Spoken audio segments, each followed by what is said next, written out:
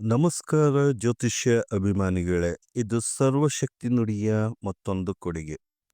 ಅತ್ಯಂತ ವೇಗವಾಗಿ ಯೋಚಿಸುವ ಮತ್ತು ಅದನ್ನು ತಕ್ಷಣವೇ ಹಾಸ್ಯ, ವಿನೋದ, ವ್ಯಂಗ್ಯ ಶೈಲಿಯಲ್ಲಿ ಮಾತನಾಡುವ ಯಾವುದೇ ಸಭೆ, ಸಮಾರಂಭ, ಪಾರ್ಟಿ, ಟೂರ್, ಸೋಷಿಯಲ್ ಮೀಡಿಯಾದಲ್ಲಿ ತಪ್ಪದೆ ಕಾಣುವ ಎರಡು ರೀತಿ ಯೋಚಿಸುವ ಹಲವಾರು ಕೆಲಸವನ್ನು ಒಂದೇ ಬಾರಿ ಮಾಡಲು ಪ್ರಯತ್ನಿಸುವ ಮಿಥುನ ರಾಶಿ ಅವರಿಗೆ 2026ರ ವರ್ಷ ಭವಿಷ್ಯವನ್ನು ಪ್ರತಿ ತಿಂಗಳು ಪ್ರಕಾರದಲ್ಲಿ ಈ ವಿಡಿಯೋದಲ್ಲಿ ತಿಳಿಸಲಾಗಿದೆ.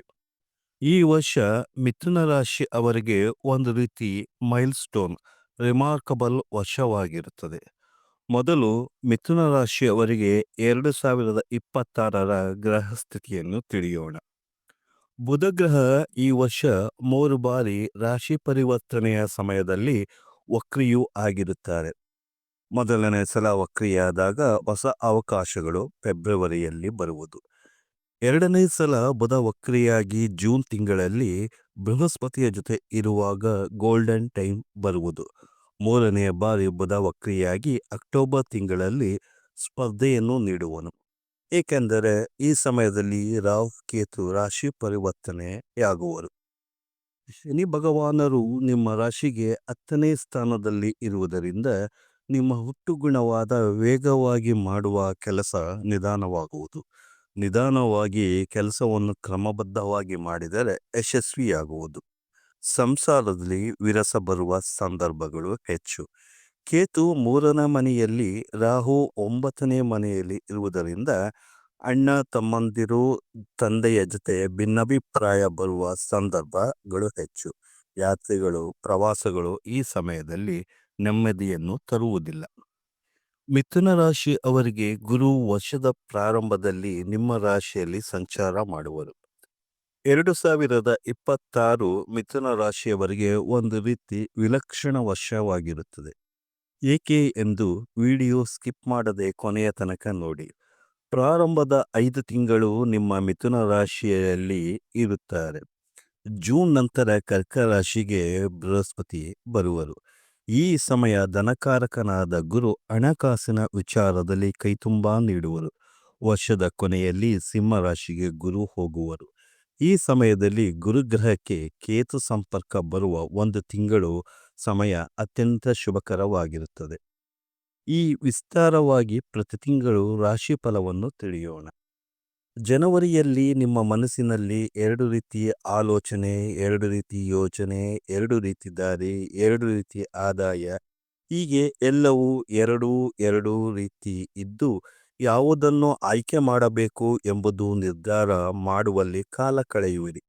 ಏಕಕಾಲದಲ್ಲಿ 2 ದಾರಿಯನ್ನು ಕ್ರಮಿಸಲು ಸಾಧ್ಯವಾಗುವುದಿಲ್ಲ.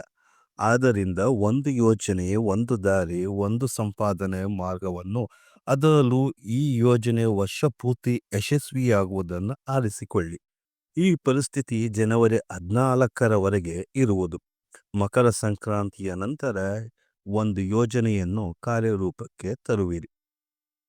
ಫೆಬ್ರವರಿ ತಿಂಗಳಲ್ಲಿ ಎಚ್ಚರಿಕೆಯಾಗಿ ಇರಬೇಕು. ಈ ಕಾರಣದಿಂದ ಈ ಸಮಯದಲ್ಲಿ ಬುಧಗ್ರಹ ವಕ್ರಿಯಾಗುವನು. ಜೊತೆಗೆ ನಿಮ್ಮ ರಾಶಿಯ 9ನೇ ಭಾವದಲ್ಲಿ ಸೂರ್ಯಗ್ರಹಣ ಗೋಚರಿಸುವುದು. ಈ ಸಮಯದಲ್ಲಿ ನಿಮ್ಮ ಮಾತಿನ ಮೇಲೆ ಗಮನ ಹೆಚ್ಚು ಇರಬೇಕು. ಏಕೆಂದರೆ ನೀವು ಆಡುವ ಮಾತು ಹಾಸ್ಯ, ವಿನೋದ, ವ್ಯಂಗ್ಯಗಳಿಂದ ಕೂಡಿರುವ ಮಾತುಗಳು ಎದುರಿನವರಿಗೆ ತಪ್ಪಾಗಿ ಅರ್ಥ ಮಾಡಿಕೊಳ್ಳುವ ಸಂದರ್ಭವೂ ಹೆಚ್ಚು ಇರುತ್ತದೆ. ಇದನ್ನು ಬಾಯಿ ತಪ್ಪಿನಿಂದ ಆಡಿದ ಮಾತು ಎಂದು ಹೇಳುವರು. ನಿಮಗೆ ಇದು ದುಬಾರಿಯಾಗಿ ದಂಡವನ್ನು ನೀಡುವಂತೆ ಮಾಡುವುದು. ಆದ್ದರಿಂದ ಇದರ ಬಗ್ಗೆ ಗಮನ ಅಗತ್ಯ. ನಿಮ್ಮ ಜೀವನದಲ್ಲಿ ಮರೆತು ಹೋದ ವ್ಯಕ್ತಿಗಳು ನಿಮಗೆ ಕಾಣಿಸುವರು. ಈ ಸಮಯದಲ್ಲಿ ಬೈಕ್ ಕೆಡುವುದು, ಟೆಕ್ನಿಕಲ್ ತೊಂದರೆ, ಪ್ರಯಾಣ ವಿಳಂಬವಾಗುವುದು. ಈ ಸಮಯದಲ್ಲಿ ಯಾವುದೇ ಹೊಸ ಕೆಲಸ ಪ್ರಾರಂಭ ಮಾಡಬೇಡಿ. ಮಾರ್ಚ್ ತಿಂಗಳಲ್ಲಿ ಬುಧಗ್ರಹ ವಕ್ರಿಯಿಂದ ಮಾರ್ಗಿಯಾಗುವನು. ಈ ಸಂದರ್ಭದಲ್ಲಿ ನಿಮ್ಮ ರಾಶಿಯ 3ನೇ ರಾಶಿಯು ಸಿಂಹ ರಾಶಿಯಲ್ಲಿ ಚಂದ್ರಗ್ರಹಣವಾಗುವುದು. ಈ ಸಮಯದಲ್ಲಿ ಡಬಲ್ ಮೀನಿಂಗ್ ಮಾತುಗಳನ್ನು ಆಡಬೇಡಿ. ಸಾಮಾನ್ಯವಾಗಿ ಅವಶ್ಯಕತೆಗಿಂತ ಕಡಿಮೆ ಮಾತನಾಡುವುದು ಕ್ಷೇಮ. ಹಣಕಾಸು ಕೊರತೆಯಿಂದ ಸಾಲ ಮಾಡುವಿರಿ. ನೀವು ಕೆಲಸದಲ್ಲಿದ್ದರೆ ಇನ್ಕ್ರಿಮೆಂಟ್ ದೊರೆಯುವುದು. ಏಪ್ರಿಲ್ ತಿಂಗಳಿನಲ್ಲಿ ಕೆಲಸದಲ್ಲಿ ಹೆಚ್ಚು ಗಮನ ಹರಿಸುವುದರಿಂದ ಆಯಾಸ, ಎಲ್ಲ ಕೆಲಸವನ್ನು ಬಿಟ್ಟು ಕೆಲಸದ ಬಗ್ಗೆ ಮಾತ್ರ ನಿಮ್ಮ ದೃಷ್ಟಿಯನ್ನು ಹರಿಸುವಿರಿ. ಇದರಿಂದ ಮಾನಸಿಕವಾಗಿ ಸಿಡಿಮಿಡಿ, ಕೋಪ ಹೆಚ್ಚಾಗುವುದು. ಸಂಸಾರಕ್ಕೆ ಹೆಚ್ಚಿನ ಅವಕಾಶ ನೀಡದಿರುವುದರಿಂದ ವಾದ ಜಗಳವಾಗುವ ಸೂಚನೆ ಇರುವುದು. ಮೇ ತಿಂಗಳಲ್ಲಿ ಅನೇಕ ವಿಧದಲ್ಲಿ ಬೇರೆ ಬೇರೆ ಮಾರ್ಗಗಳಿಂದ ಹಣಕಾಸು ನಿಮಗೆ ಕೈ ಸೇರುವುದು. ಜೂನ್ ತಿಂಗಳಲ್ಲಿ ಗುರುಗ್ರಹವು ತನ್ನ ಉಚ್ಚ ರಾಶಿಯಾದ ಕರ್ಕ ರಾಶಿಗೆ ಬರುವುದರಿಂದ ಕುಟುಂಬದಲ್ಲಿ ಸಂತಸ, ಶುಭ ಕಾರ್ಯ, ಹೊಸ ವಸ್ತುಗಳು ಮನೆಗೆ ಖರೀದಿ ಮಾಡುವಿರಿ. ಈ ಸಮಯದಲ್ಲಿ ಬುಧ ವಕ್ರಿಯಾಗಿರುವುದರಿಂದ ನಿಮ್ಮ ಒಂದು ವಿಶೇಷ ಸ್ಥಾನಮಾನ ಸಿಗುವುದು. ಅದು ಕೆಲಸದಲ್ಲೇ ಇರಲಿ, ಹಣಕಾಸಿನ ವಿಚಾರದಲ್ಲೇ ಇರಲಿ. ನೀವು ಅಥವಾ ನಿಮ್ಮ ಕುಟುಂಬವು ಬಿಟ್ಟ ಹಳೆಯ ಸಂಬಂಧವು ಪುನಃ ಹೊಸದಾಗಿ ಸೇರುವ ಸಮಯ ಇದಾಗಿರುತ್ತದೆ. ನಿಮ್ಮ ಬಗ್ಗೆ ನೀವು ಈ ತಿಂಗಳಲ್ಲಿ ಹೆಚ್ಚು ಅನುಮಾನವನ್ನು ಪಡಬೇಡಿ. ಈ ಸಮಯದಲ್ಲಿ ಐಟಿ ಕೆಲಸದವರು, ಪ್ರಿಂಟಿಂಗ್ ಪ್ರೆಸ್, ಭಾಷಾ ಅನುವಾದಕರು, ಟೂರಿಸ್ಟ್ ಗೈಡ್, ವ್ಯಾಪಾರಿಗಳು, ಬ್ರೋಕರ್ಗಳಿಗೆ ಹೊಸ ಆಯಾಮದಿಂದ ಉನ್ನತಿ ಹಾಗೂ ಹಣಕಾಸು ಬದ್ಧತೆ ದೊರೆಯುವುದು. ಜುಲೈ ತಿಂಗಳಲ್ಲಿ ಯಶಸ್ಸು ಏರು ಶಿಖರದಲ್ಲಿ ಇದ್ದ ನಿಮಗೆ ಲೈಫ್ ಸಿಂಪಲ್ ಆಗಿ, ನಾರ್ಮಲ್ ಆಗಿ 12 ದಿನಗಳು ಇರುವುದು.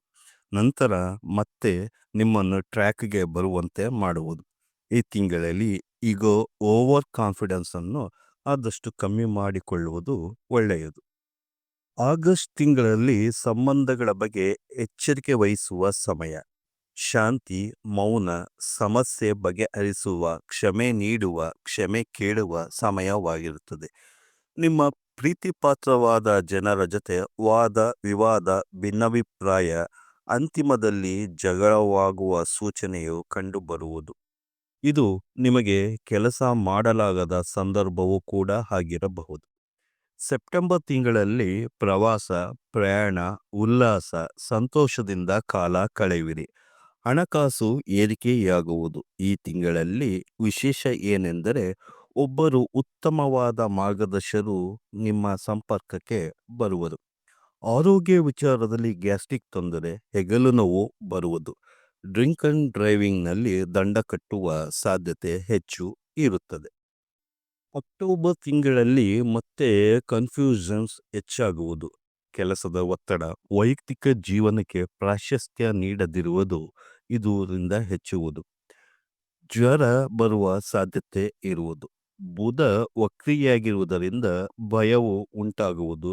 ನಿದ್ರೆಯು ಸರಿಯಾಗಿ ಬರದಿರುವುದು ಸೂಚನೆ ಇರುತ್ತದೆ. ನವೆಂಬರ್ ತಿಂಗಳಲ್ಲಿ ಜನರು ನಿಮ್ಮ ಬಳಿ ಹಣಕಾಸು ಸಹಾಯಕ್ಕೆ ಬರುವರು. ನಿಮ್ಮ ಹಣ ತಪ್ಪು ಸ್ಥಳಗಳಲ್ಲಿ ಹೂಡಿಕೆ ಅಥವಾ ಸೇವಿಂಗ್ಸ್ ಮಾಡುವಿರಿ.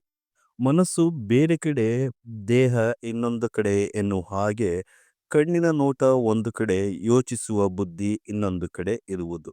ಈ ಸಮಯದಲ್ಲಿ ನಿಮ್ಮ ಬುದ್ಧಿ ವಿವೇಕ ಕೆಲಸ ಮಾಡುವುದಿಲ್ಲ ಸಾಮಾನ್ಯವಾಗಿ. ಈ ಸಮಯದಲ್ಲಿ ರಾಹು ಕೇತು ಸ್ಥಾನ ಪರಿವರ್ತನೆಯಾಗುವುದು ಇದಕ್ಕೆ ಕಾರಣವಾಗುತ್ತದೆ. ಡಿಸೆಂಬರ್ನಲ್ಲಿ ನಿಗದಿತ ಸಮಯಕ್ಕೆ ಕೆಲಸಕ್ಕೆ ಹೋಗಲು ಆಗದಿರುವುದು, ಕೊಟ್ಟ ಸಮಯಕ್ಕೆ ಸ್ನೇಹಿತರು ಬರದಿರುವುದು, ಟ್ರೈನ್, ಬಸ್ ಇತ್ಯಾದಿಗಳು ನಿಗದಿತ ಸಮಯದಲ್ಲಿ ನಿಮಗೆ ದೊರೆಯದಿರುವುದು, ಒಂದೇ ಬಾರಿ ಹಲವು ಕೆಲಸದಲ್ಲಿ ತೊಡಗಿಸಿಕೊಂಡು ಒತ್ತಡದಲ್ಲಿ ಇರುವಿರಿ. ಎಕ್ಸಾಮ್ಗಳು, ಇಂಟರ್ವ್ಯೂಗಳು ಪೋಸ್ಟ್ಪೋನ್ ಆಗುವುದು. ಇವುಗಳು ಇದ್ದರೂ ನಿಮಗೆ ಹೊಸ ವಾಹನ ತೆಗೆದುಕೊಳ್ಳಬಹುದಾದ ಸಂದರ್ಭ ಹೆಚ್ಚು ಇರುತ್ತದೆ. ಹಾಗೆ ಮನೆಯನ್ನು ಕೂಡ ತಾವು ಖರೀದಿಸಬಹುದು. ಒಟ್ಟಾರೆ ಮಿಥುನ ರಾಶಿ ಅವರಿಗೆ 2026ನೇ ವರ್ಷವು ಹೆಚ್ಚು ಉನ್ನತಿ, ಸ್ವಲ್ಪ ನಿಧಾನವನ್ನು ತೋರುವುದು. ಹೆಚ್ಚಿನ ಫಲ ಪಡೆಯಲು ಗ್ರಹದೋಷ ನಿವಾರಣೆಗೆ ಈ ಪರಿಹಾರ ಮಾಡಿಕೊಳ್ಳುವುದು. ಹಸಿರು ಮತ್ತು ಕಪ್ಪು ಬಣ್ಣದ 2 ತುಳಸಿ ಗಿಡವನ್ನು ಪ್ರತ್ಯೇಕವಾದ ಪಾಟ್ನಲ್ಲಿ ಹಾಕಿ ಬೆಳೆಸುವುದು. ಪ್ರತಿ ಬುಧವಾರ ಮರೆಯದೆ ತುಳಸಿ ಗಿಡದ ಮುಂದೆ ತುಪ್ಪದ ದೀಪ ಹಚ್ಚುವುದು. ಪ್ರತಿ ಸೋಮವಾರ ಶಿವನ ದರ್ಶನ ಮಾಡುವುದು. ಬುಧ ಗಾಯತ್ರಿ ಮಂತ್ರ ಪ್ರತಿದಿನ ಸಾಧ್ಯವಾದಷ್ಟು ಮಟ್ಟಿಗೆ ಹೇಳುವುದು. ಬುಧ ಗಾಯತ್ರಿ ಮಂತ್ರ ಹೀಗಿದೆ: ಓಂ ಸೌಮ್ಯ ರೂಪಾಯ ವಿದ್ಮಯೇ ವಾಣಿಶಾಯ ಧೀಮಹಿ ತನ್ನೋ ಸೌಮ್ಯ ಪ್ರಚೋದಯಾತ್. ಇಲ್ಲವೇ ತಂತ್ರ ಸರೋಕ್ತ ಮಂತ್ರವಾದ ಓಂ ಬೂಂ ಬುಧಾಯ ನಮಃ ಓಂ ಎಂದು ಯಥಾಶಕ್ತಿ ಹೇಳುವುದು. ಈ ವಿಡಿಯೋ ನಿಮಗೆ ಇಷ್ಟವಾದಲ್ಲಿ ನಿಮ್ಮ ಸ್ನೇಹಿತ ಬಂಧು ಮಿತ್ರರಿಗೆ ಶೇರ್ ಮಾಡಿ, ಕಾಮೆಂಟ್ಸ್ ಮಾಡಿ ಹಾಗೂ ಸಬ್ಸ್ಕ್ರೈಬ್ ಮಾಡಿ. ಧನ್ಯವಾದಗಳು.